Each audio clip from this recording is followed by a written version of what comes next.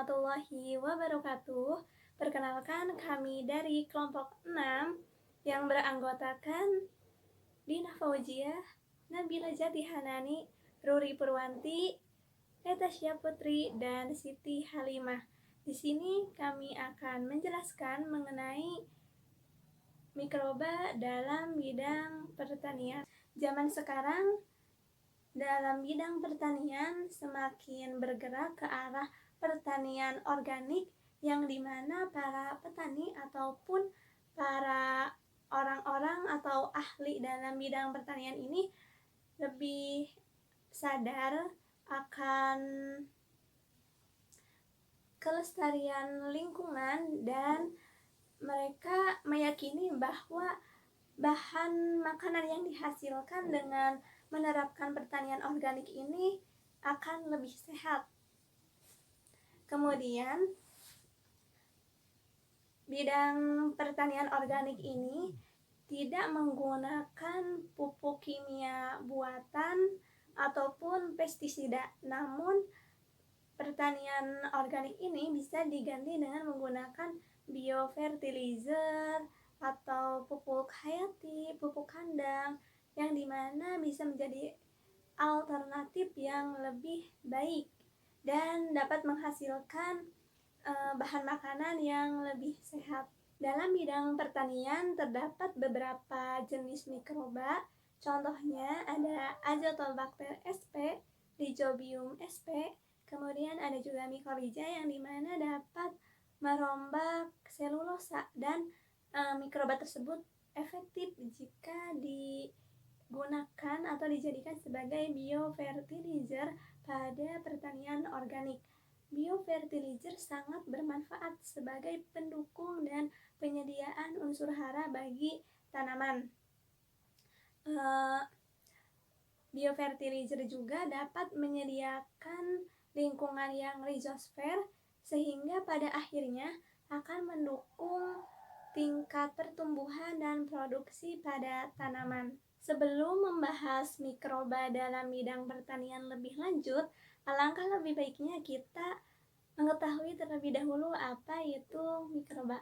Mikroba atau mikroorganisme merupakan organisme yang berukuran kecil dan hanya dapat dilihat dengan bantuan alat, contohnya dengan menggunakan mikroskop. Nah, mikroba juga dapat kita temukan di mana-mana. Bisa kita temukan di air, di udara, bahkan di usus manusia pun ada. Nah, mikroba juga memiliki peranan dalam bidang kehidupan. Ada yang merugikan, ada pun yang menguntungkan. Mikroba bisa tumbuh dalam suatu medium, contohnya itu medium agar-agar. Nah, karena mikroba ini dapat berkembang dengan cepat. Kemudian mikroba juga ada dalam bidang pangan, contoh produknya itu Yakult atau yogurt. Kemudian dalam bidang kesehatan, kemudian bisa dijadikan juga sebagai senjata biologis dan lainnya, termasuk mikroba yang dalam bidang pertanian juga itu ada yang menguntungkan bagi tanaman dan ada juga yang dapat merusak tanaman itu sendiri. Assalamualaikum warahmatullahi wabarakatuh. Perkenalkan, nama saya Ruri Purwanti dari kelas biologi semester 4. Di sini saya akan menjelaskan sedikit mengenai bakteri Rhizobium sp, di mana tadi sudah disinggung oleh Saudari Dina Fauziah. Nah, di sini saya akan menjelaskan sedikit mengenai bakteri Rhizobium sp itu. Nah, apa sih bakteri Rhizobium sp itu? Bakteri Rhizobium sp merupakan bakteri yang bersimbiosis dengan akar tanaman kacang-kacangan. Nah, bakteri ini akan membentuk bintil pada akar tanaman. Nah, bintil ini akan mengikat nitrogen dari udara dan menyebabkan tanaman itu akan tumbuh dengan subur.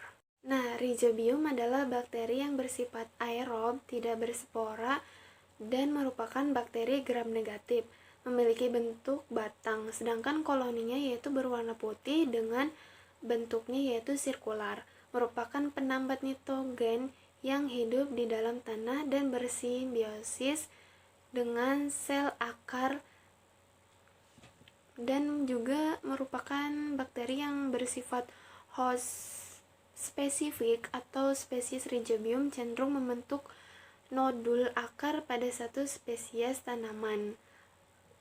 Contohnya tadi kacang-kacangan.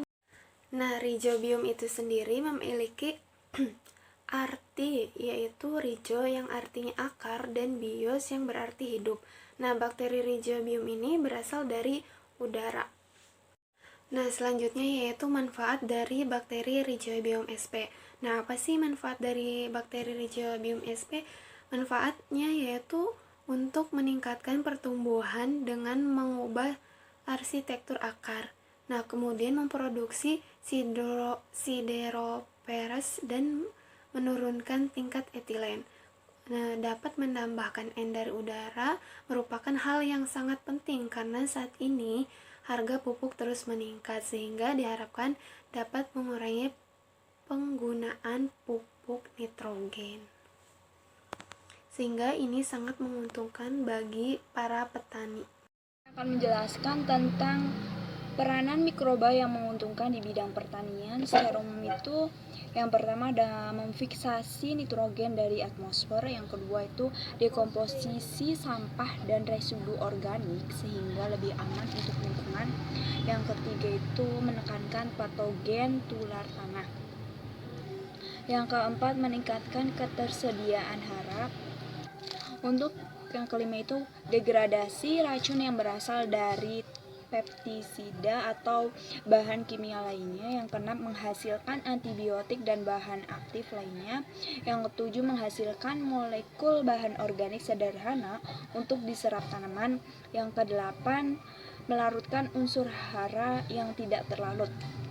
Nah, adapun contoh mikroba di bidang pertanian yang menguntungkan itu adalah Azobacter crococum, yaitu merupakan spesies Rhizobakteri yang telah dikenal sebagai agen biologi pemfiksasi N2 yang mengkonversi di nitrogen melalui dinitrogen keomounting melalui reduksi elektron dan protonasi di nitrogen.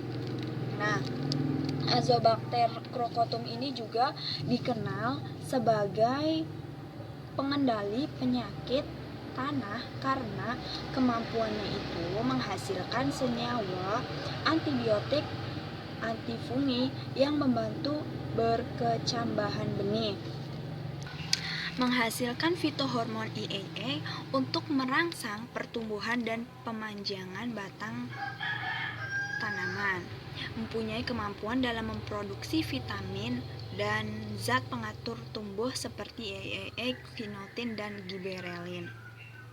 Nah, adapun klasifikasi dari Azobacter crococum ini yaitu dari domain bakteri, filum Protobacteria, kelas Gamma Protobacteria, ordo Pseudomania, family Azobacteriaceae, genus Azobacter, spesies Azobacter crococum, dan yang terakhir itu ada autor dari Beijering 1901.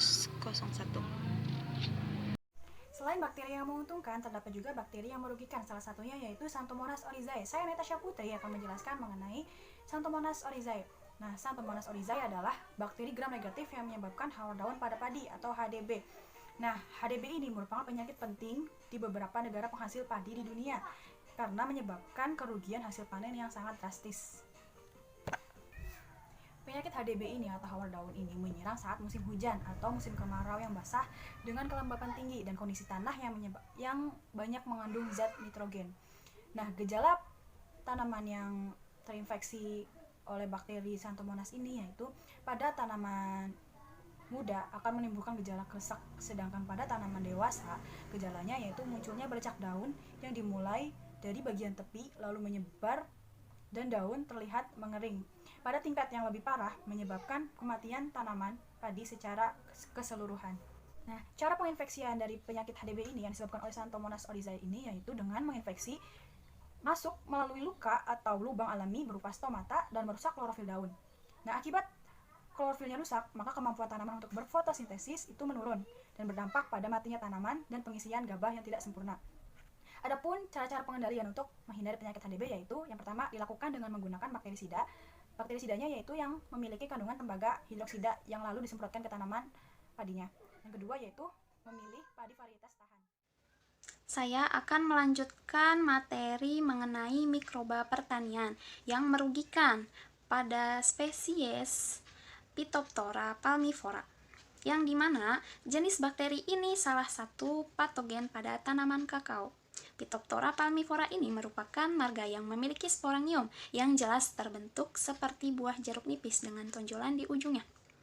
Untuk dapat berkembang biaknya dibutuhkan temperatur dan kelembaban udara yang tertentu. Dengan klasifikasinya yaitu Kingdom Fungi, kelas Oomycetes, ordo Peronosporales, famili Pitheciae, genus Phytophthora, spesies Phytophthora palmivora.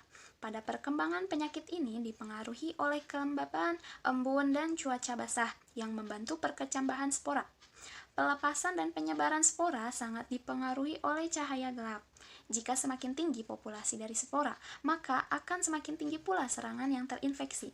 Berdasarkan pada gejala serangan mikroba, penyakit ini telah diketahui bahwa adanya busuk pada bagian bawah dan pangkal buah yang akan menyebar. Bakteri ini akan menginfeksi daun dengan cara melakukan serangan penetrasi pada lubang-lubang alami yang terbuat akibat luka.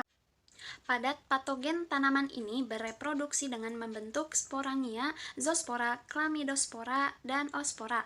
Contoh pada penyakit tanaman yang mula-mula kulit batang berwarna hitam kebasah-basahan.